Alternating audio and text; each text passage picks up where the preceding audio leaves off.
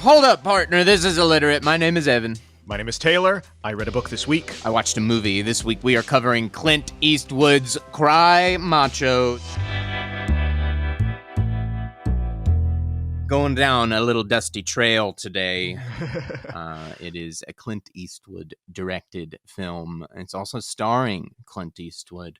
He does that from time to time. Crazy Clint. We're going to get into it. But he's starring in a film where he is tasked, an old ranch hand, old horse stunt rider is tasked with going to collect his boss's child from deep within Mexico. And it's the story of these people on two ends of their lives coming together and finding some quiet peace at that time. It's a very interesting movie, and we're going to get into it. Guess what? It's based on a book that has actually had quite a long production cycle and history out in Hollywood. So that was novel to me that it. I didn't do much looking on the background of this one, but I did see that he had considered making this not long after the book was published, no? Mm-hmm. It's been in production cycles, in and out. We'll get into that when we cover the film side of things. But yeah, just so... storied. Yeah. And even this story, like just as you were describing it, it feels like, oh, this is a classic Western. You know, Clint Eastwood has some legacy, so he can make sunset Western. Yeah, exactly. And also the title I just saw, it's the most Clintian Eastwoodian title. Like you could retitle any of his films Cry Macho and it would be, that's his energy. Right on the face. I was like, oh man, kind of, a tip of the hat sunset to like, Growing Into Your Manliness by Clint Eastwood. I'll check it out. you know. The other thing I saw, Clint Eastwood, I didn't realize this at all, an anagram. So when you rearrange the letters of his name, it spells Old West Action. What? No. Whoa. Yeah. Oh, no. Yeah. Jumble the letters of Clint Eastwood. No adding any other things. It's just Old West Action. He is the embodiment of that. And he's old now. He's 91. And in this movie, he was 90. I honestly really have enjoyed a lot of his late work. When I really discovered his late work, I liked the movie Changeling. I was in high school. Oh, yeah. I was really taken with that movie, Angelina Jolie. And I thought it was just a fabulous movie. And from then on, I was like, oh my God, yeah, Clint Eastwood as a modern, I knew he directed all throughout his career, but I didn't know at that age that he was still making movies, and that if he was, that he would make a modern movie that could appeal to my sensibilities at that time, being a teenager. Consistently, they're not all like incredible, but they're all competent. They're all interesting. Yeah. You'll be happy to learn this. The numbers speak for itself. This is only in film, 65 acting credits. Wow. He was on 65 different films, directed 40. Wow. That's a good ratio. And it's like, I just saw this thing where it's like, oh, Sean Penn or Robert De Niro, they try to direct a movie here or there and then it's whatever, or maybe it's okay. But to consistently as an actor, then also direct 40 movies, he is equal almost in both capacities. If you can work with a chimp in a comedy movie in 1978, you can do anything, every which way but loose. I don't want to let people forget about that. Right. Anything is possible. Yeah. You could do anything if you could do that. Go ahead. The book, we'll start there. 1975 novel by Nathan Richard Nash. Richard Nash. Written almost 50 years ago. Not the most nuanced when it comes to female characterization, that's for sure.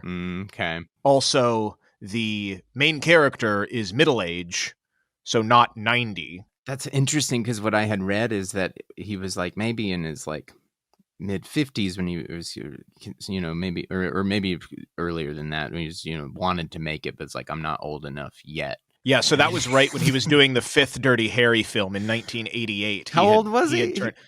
In 88. God, I don't know. He would have been 50 something. Yeah, that's what I mean. He was like early. We'll get benefit of the doubt, early 50s. Yeah, and so, but then he was like, I'm not old enough. But you're telling me the book is like somebody middle aged. Oh yeah. Well, so like even if he wasn't old enough, like why didn't he tackle it in 15 or 20 years? Is my first question. That's my leading thought is that really we're getting down to. You're not quite old enough. But then you waited till you were 91. Anyway, Well, clearly there's more to it than that. There is more to it. Yeah, we'll see where he goes. But yeah, definitely it wasn't just the age thing. Maybe it has to do with Westerns or his directing adding to it. Yeah. But it was interesting to me. Yeah, he says he's middle-aged, but it still becomes age as a problem for this character that he's passing on in life and is too old to deal with this stuff. Right. But definitely not to the film's degree. It starts with him getting his arthritis tennis elbow in his arm and then gets a broken leg from the rodeo. So there is physical impediments to him in the book that play a big role. That's cool. The thing that I saw in the book that maybe isn't so much, because I know Clint Eastwood very much is all about insinuating or letting the audience draw conclusions without really giving the whole of a character. The book centers around this guy who has a very troubled relational past, divorced, his ex-wife remarries, which puts him into this feeling of hopelessness, but more so because of his lack of having children. And two of his children were stillborn, and then his daughter at the age of 7 died. Oh my God. And that was the catalyst for breaking up this relationship with his wife. And then he's also adulterous and drunk and all this other stuff. But I thought it was interesting that they really double down in the novel on his lack of children and that's fascinating. Centering. I don't know if that's the case when he's 90, you know? Well, it's interesting in terms of his style, because it seems as if while the character now in the film is not in the midst of that, he's on the back end of having that have happened. He's not ailed at anything at the current moment. You know what I mean? It's all past and history. It's all storied injuries, and he feels textured and real instead of having like, well, this just happened or this happened last year. It's like, no, this is an old man who has been broken after a long, for a long time. So adding to that insinuating is what I'm getting at, is like it's helping put in that arm of being like, well, he's it's insinuating all of these things, rather than being so over in terms of like it's happened recently. That's interesting. Yeah, that makes sense then with Clint Eastwood's style that he would say this is older. Very interesting. Yeah. So this guy who wrote it then, and Richard Nash, mostly known for being a playwright before he became a novelist, known for writing Broadway shows, which you can definitely feel in the way that the novel is written. It's a lot of people in rooms talking, not as much action pieces, which I know being less Wild West. Yeah, I mean, it's not. No, I mean, like if you sold this as an action film, that would be so disingenuous. Right. It's like it's a very quiet, like meditation on the sunset of a wild life. Yeah, and there is some craziness and hullabaloo in the book, but it definitely is a lot of people talking back and forth in the car or whatever. So this author comes from plays. His big one was The Rainmaker in 1954, which then became a film in 1956 with Katharine Hepburn, which he also was working on the script for. And so that's why he moved to Hollywood to write the screenplay for that. One of his Broadway shows was not doing well in the 1970s, and so he continues to work on screenplays. And this is when he begins to work on the screenplay for Cry Macho before it's a book. Oh, wow. What happened, though, was his screenplay was rejected many times by the studios in the 1970s, even though he thought it was great. So kind of a FU rebellious moment. He reworks the material into a novel, which then gets published and gets great reviews in 1975 when it came out. So then his final piece de resistance is he comes back and pitches the same screenplay, but he said he only changed 4 pages. Oh, no. But because it was based on the novel that was successful. Oh, it's based on a successful novel? Oh, this is great. Yeah. Great. But he just railed against Hollywood and was not into screenplays, although he did write 11 more and additionally wrote 7 more novels. Kept doing it while just complaining the whole time. Yeah, so he was not this whole town. Some of which were based on Broadway stuff. So he's got his finger in all these different pies, but it's not like he was a grizzled veteran of the Old West or anything. He was in New York writing Broadway, so some of that maybe. It's definitely an interesting lens to put on to Western, iconography and themes. Yeah. That lens has a certain quality to it that gives it a certain light. Right. And That's it cool. is interesting because when it comes out in the 70s, like I said, it's not the most revisionist, forward-thinking thing by any means, but what you're teasing around Sure, with the right. Of themes of course, of being like, course. oh, this guy who's tired of being the tough guy is not what Westerns are known for. It isn't. That's Right, not the premise right. behind most of them. Yeah. So let's jump to this film finally being made, adapted by this guy, Nick Schenk, using the original screenplay and him adding to it. Frustrating. I couldn't find much on him or how much he changed from the original that Nash wrote. I do know that Clint Eastwood likes not changing things. He'll just outright, because this guy, Nick Schenk, worked on Gran Torino, which was an original script. Oh, right. And Clint Eastwood didn't change a single thing from the script that he handed him, even though he's the director and main actor. And the only thing was, it was changed from Minnesota to Michigan, because Nick is from Minnesota. The first script he ever sold to a studio was Gran Torino. So I mean, that's directing, man. I mean, that's real. That's the mark of a real director. People think directing is coming in and like, making all sorts of choices about all those sorts of things, trying to rework the script, rework the story. But that's some people. A real director. Yeah. I mean, for real, the hallmark of a real director is being able to come in. Here's the story. Well, where am I going to put my point of view? Where's this camera go? What am I going to focus on at the precise moment to give the precise effect? That's being a director. It's not break open the script. But and you hear that so less and less. So it's so interesting to hear that this 91-year-old man, and he was in his 80s, in the late 70s or 80s. Yeah. Gran Torino, but still that somebody with that kind of career, with that kind of gravitas, that proven, it really knows how to have an impact in his role. Also, you had mentioned Changeling. He did the same thing. The guy who wrote Changeling, it was the script, and Clint Eastwood said, "Looks good, let's do it." Right. So that's class, man. That's a real professional, and a different way of doing things for sure. Yeah. So this script immediately gets bought when like I said, the novel was successful, and then producers want it. Albert S. Ruddy, the producer who also did The Godfather, has been on this forever. He was still on it. He's still one of the producers on this 46 years later. He's also 91. He'll go down with it. Yeah.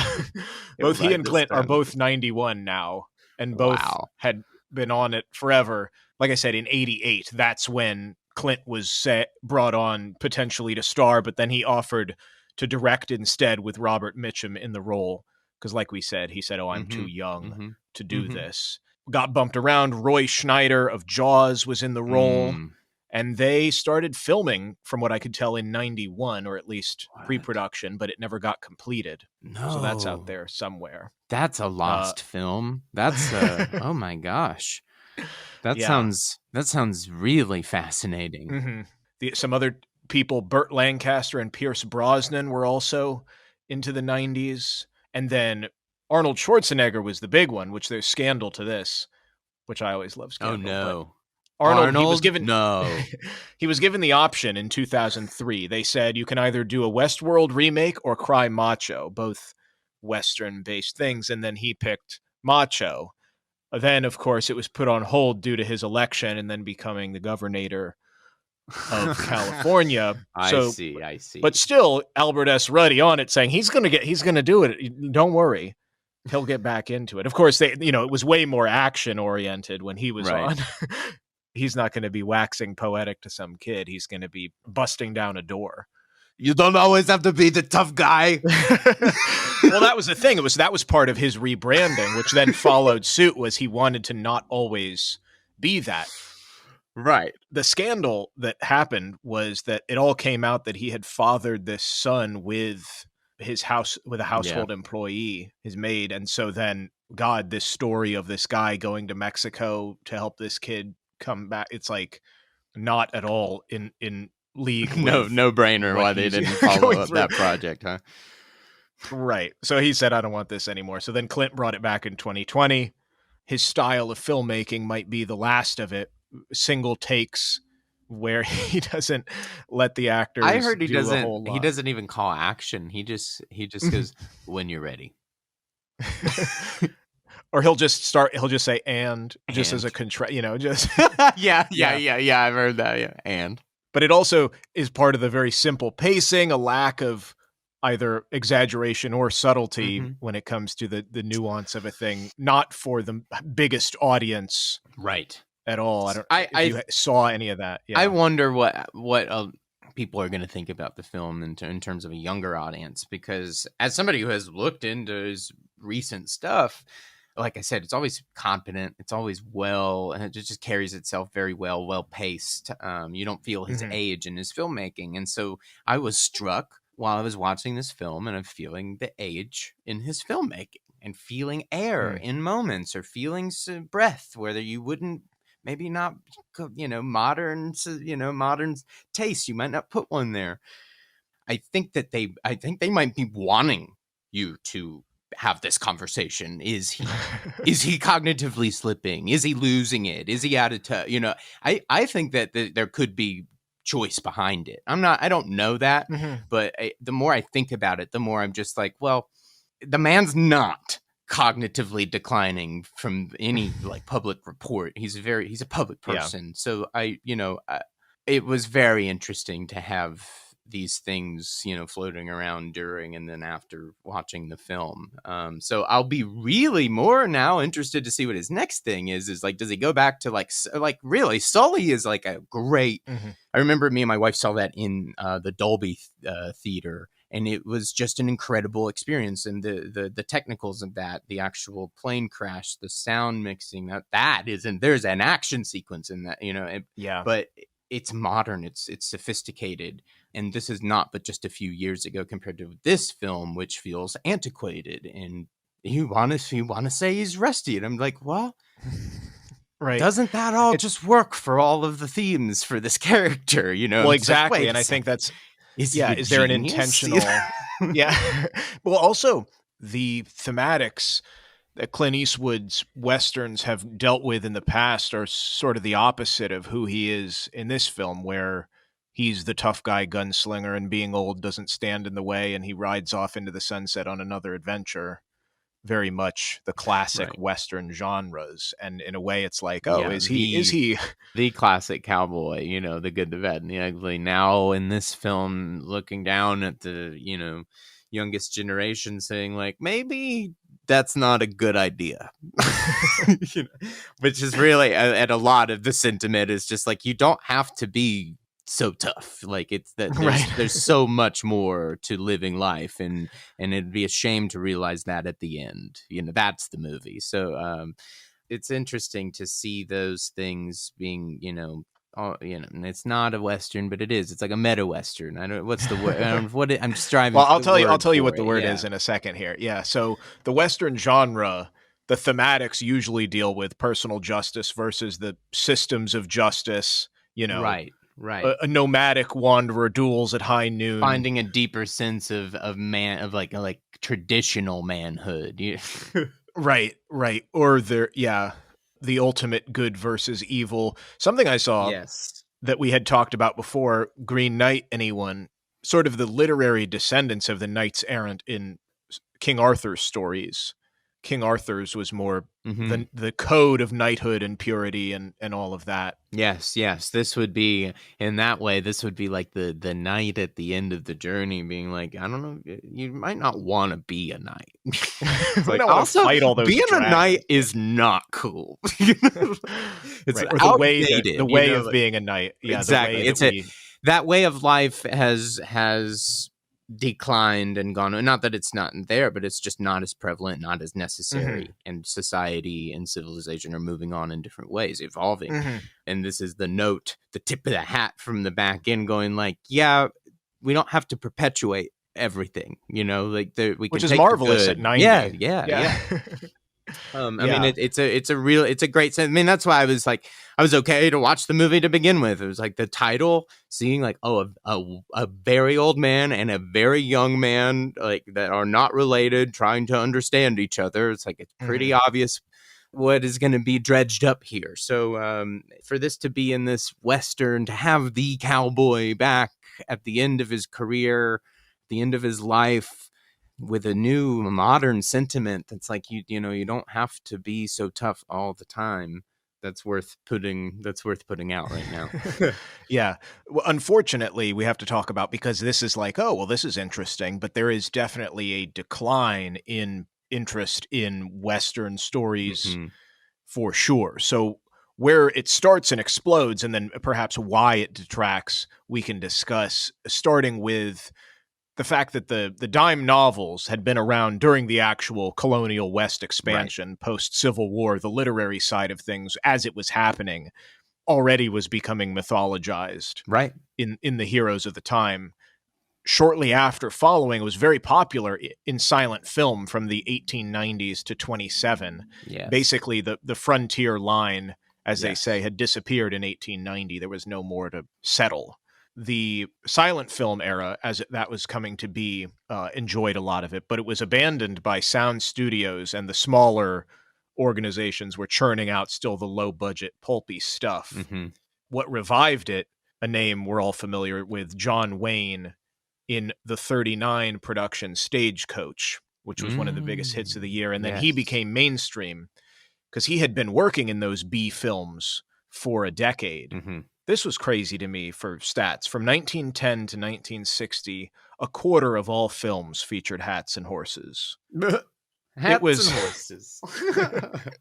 that's it, like, you can point to maybe one or two big ones that come out a year that try and do something cowboy western, but to say a quarter of all of That's them for huge. 50 Yeah. years, peaking in the 50s, the golden age, post World War II, goes without saying, showing Native Americans as intruders in their own land, Right. and Americans taking over. That mythology gets perpetuated through here. Then it almost makes too much sense. The decline comes in the 60s with younger Right. generations opposing the Vietnam War, the civil rights and women's movements. It's the opposite of might makes right and manifest destiny and macho heroes, Right.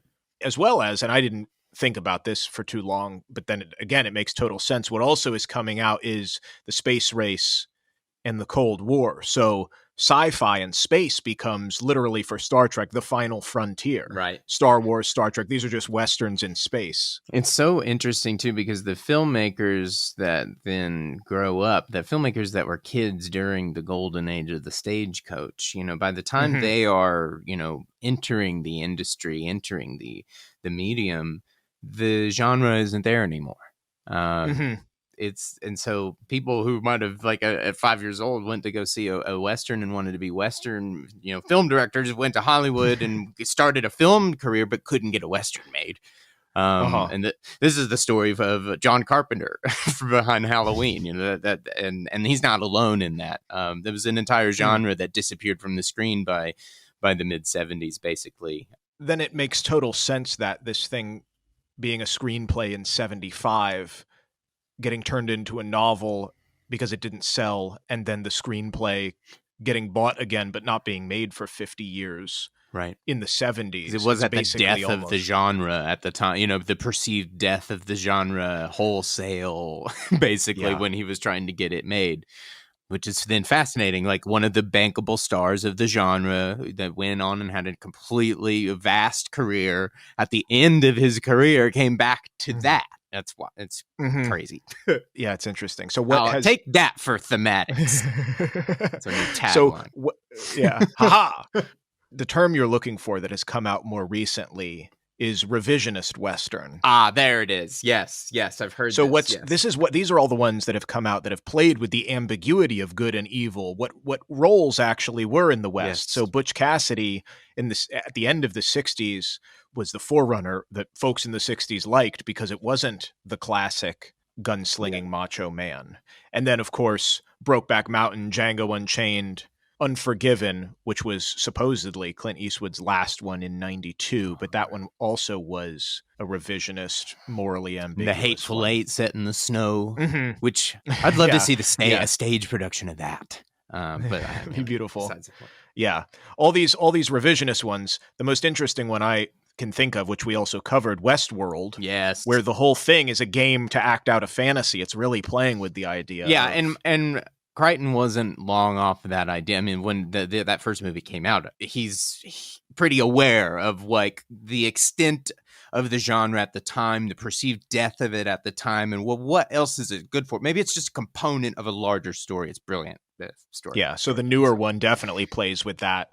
What becomes of this, the big one that I thought of that really speaks to the question of what is this becoming, is the Lone Ranger film that Disney tried to promote as a huge blockbuster and then flopped horribly. And I had read from an article, Gore Verbinski, who was behind it, was also behind Pirates of the Caribbean.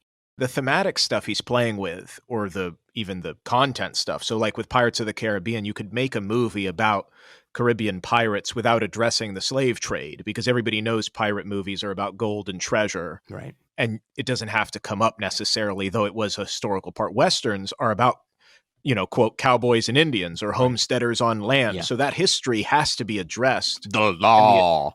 But the escapism of horrible, but like savages on the, all of that, these are contradictions in the genre that nowadays, starting in the 60s, unless you reconcile it or in the revisionist way or stop making them and turn to something else, a la superhero movies, which is American exceptionalism. Well, certainly where we've put our stock the last 20 years, namely the last 10, but it's interesting as the lone gunslinger. When you get something like the Lone Ranger, reviving that property, but then reviving it in the spirit of like the Marvel style of production and storytelling. It's interesting what we have tried to do with Western and cowboy and those iconography pieces. It's so interesting how we've tried to now, we ran them through their earnest extent. We tried reappropriating them here. Well, maybe it's thematically, maybe it is like a superhero movie. Oh, wait, maybe not. Right. But it's and every once in a while you do get some really earnest Westerns out there. Like the assassination of Jesse James by the coward Robert Ford. My God. There it is. Yeah, but that was even sort of a revisionist. Absolutely. One as well. But it's doing it in a very earnest breath. Yeah, that's the thing. You can't do it without speaking to the contradictions of the genre, you're saying. We already talked about the Green Knight. Well, I would love to see A24's version of the Western. I don't think that they've done anything quite like that. So just like we've went to fantasy, where's Billy the Kid, Yeah, it is interesting then to look at this with Clint and be like, well, he probably knows what he's doing being 90 years old and reconciling what he based his career off of, potentially this being his last thing, or like you said, coming back to it after 50 years and it having a different, maybe it's not the greatest story in the world. It's very classic. It's very but cut and dry, but it's not changing the world, but in terms of what the film is about, those thematics I think are really in need right now. I think no matter what it is, whether it be a tired Clint Eastwood movie, go back to the title and the bare dynamic here between the two main characters. We need to be getting these types of stories on the screen right now. We need to be talking about modern masculinity and what that is, what that can mean. And this is a good piece of how to talk about it. This is a good step in that direction. So you can say what you want about it, but I do think that if anything, it's just good to have those thematics in the public zeitgeist right now. Definitely. Yeah. So reach out to us, please. Let us know. Do you think the modern Western is good or dead? Or what is the modern Western? Yeah, we probably did a terrible job of naming the good ones recently. So you tell us, what were some of the best? No Country for Old Men. That was another one. God, no, we could do a whole episode. Let us know if you want that. But let us know what's your favorite modern Western, revisionist Western. What's your favorite Western? Let us know at IlliteratePod on Instagram. Taylor, thank you so much. This was great. Thank you guys for listening. We couldn't do it without you. Give us a review. Give us 5 stars, 4 stars, give us 2 stars. Drag us through the dirt in the comments if you like. It would mean anything to us to have some of that goodwill our way. Thank you so much, and we'll catch you next week.